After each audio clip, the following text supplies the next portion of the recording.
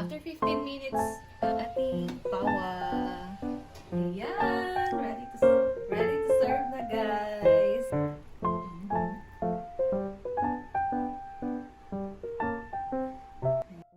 Hey guys, good morning. Ayan, bumabagyo na naman, no? So, be safe sa mga, lalo na sa malapit sa mga Sapa, and of course sa Luzon and Cebu. So, parang buong Pilipinas talaga na-cater na bagyo, guys. So, be safe lang and always pray na safe tayong lahat, no? And ngayon, hindi siguro tayo makakapunta ngayon ng farm kasi bumabagyo. So, dito lang muna kami sa bahay. And para sa aming breakfast, guys, magluluto ako ngayon ng aming ulam. Manok and gulay. So, later, mag-unboxing tayo. Magluluto muna ako. Sarap niya mag-coffee kasi malamig ang panahon. Pero alam niyo, guys, ako dito talaga, nag-worry ako dito sa amin kasi sa likod ng bahay namin, may sapa kasi dyan. And iba na kasi yung panahon ngayon, di ba? Kasi kahit ganitong ulan lang, nakakatakot na kasi bigla na lang bumabaha, ganun. So, talaga, nag-worry ako dyan, lalo na pag itong ulan, hindi talaga siya titila na hanggang mamayang hapon pa or hanggang maggabi magdamag. Nakatakot na kasi pagka ganyan. And kitang-kita naman natin yung mga news sa TV or saan ba nyo naririnig yung nangyari talaga sa Cebu. Grabe kasi. So, dapat always handa talaga tayo and updated tayo sa mga balita or mga news kung ano ng update ng bagyo, guys, para makapag-prepare talaga tayo ahead of time. So kung merong magsabi na mag-evacuation na, evacuate na talaga, hindi na hintayin na ganun ang mangyari. Diba?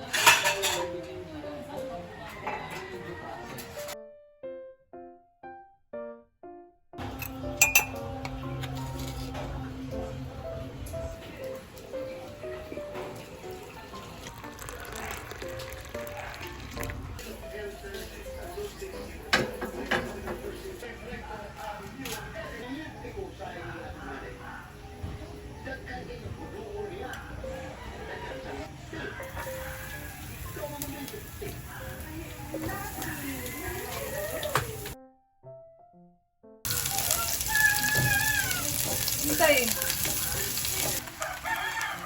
Itong kilid.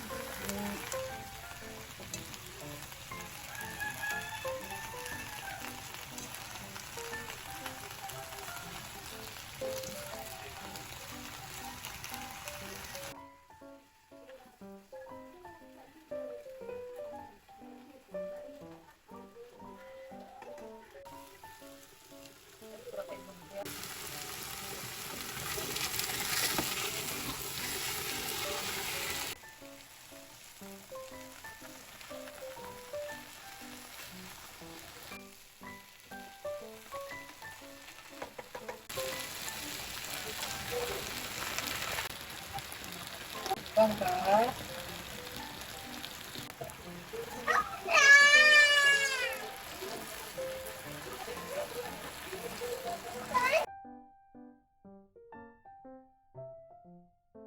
Hey guys! Ayan, nakapagluto na ako and kakain na kami. So, tingnan nyo, meron na kaming bagong dining table.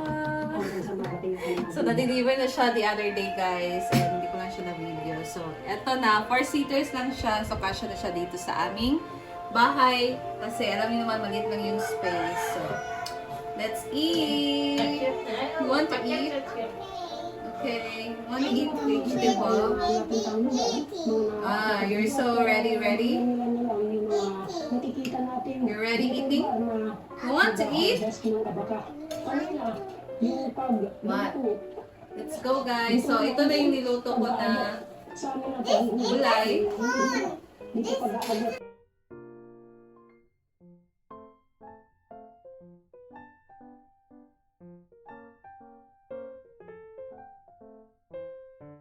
Sada kita namin ang upin dito. Wow! Wow! Water! So, gagawa ko dito ng dough guys. Pero itong dough na aking gagawin na hindi ko na siya ininid. So, ipares lang natin siya. Naglagay ako dito ng 2 cups ng all-purpose flour. Tapos, 1 tablespoon ng active dry yeast. 2 teaspoon ng white sugar, and then a pinch of salt lang. And then, sa tubig, dapat warm water, 400 ml. Ito na ang ating dough, guys. So, nag-double in size na siya. Ayan. Okay na to, and then, mag-start na tayo ditong magbalot. Or maglagay ng ating filling. Ito nga pala ang ating filling. So, this is a combination of sugar and crushed peanuts. So, ano lang, tamang-tama lang yung laki na gagawin natin, guys. Kuha lang tayo dito ng ating dough. Ayan. So, flatten lang natin. Then, lagyan natin ng filling.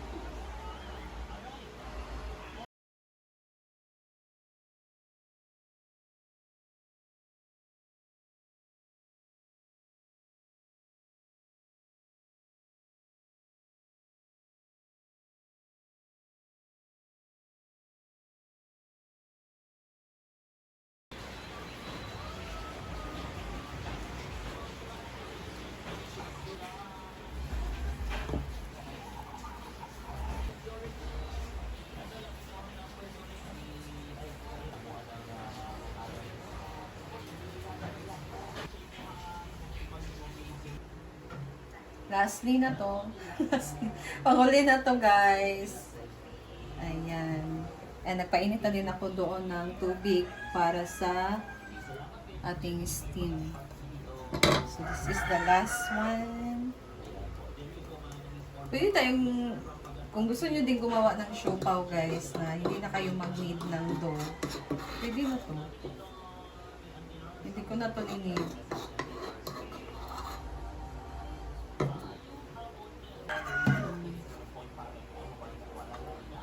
Eto na ang ating pawa. So, nakagawa ko dito ng 13 pieces, pero hindi siya same ng size, guys. Merong maliit, merong malaki. Pero okay ito kasi hindi naman natin ito ibibenta. Titikman lang naman natin to sa ating merienda. And gusto ko pa sana siyang ipatubo, pero okay na to. So, start na natin siyang i-steam.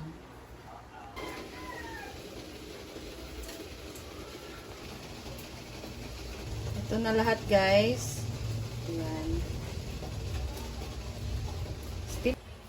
After 15 minutes, siguro nga 20 minutes lang, guys. Ayan, at luto na ang ating pawa. Hahanguin ko na siya.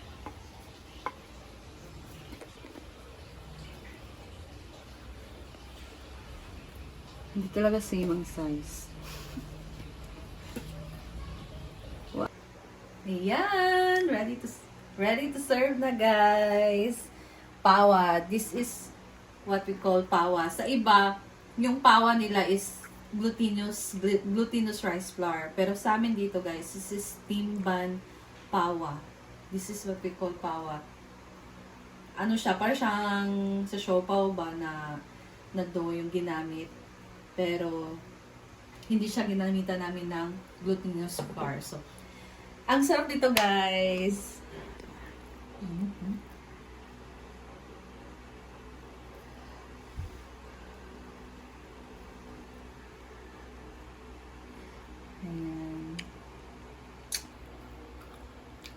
Yung tamis niya, guys, tamang-tama lang. Pero kung gusto niyo na mag-melt talaga yung feeling nyo, Damihan nyo siya ng sugar kasi 2 tablespoon ng sugar lang ito nilagay namin.